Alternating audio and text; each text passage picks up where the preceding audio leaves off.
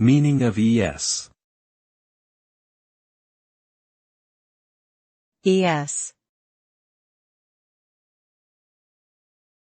Es. es, es. The prefix es- is commonly used in the Spanish language, or it often serves as a marker of the past tense. It can also have various other functions, such as indicating a negation or inversion of the root word's meaning.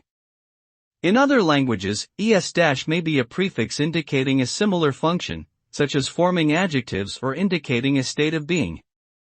Overall, the meaning of es- can vary depending on the language and context in which it is used, but it generally serves to modify or clarify the meaning of the root word.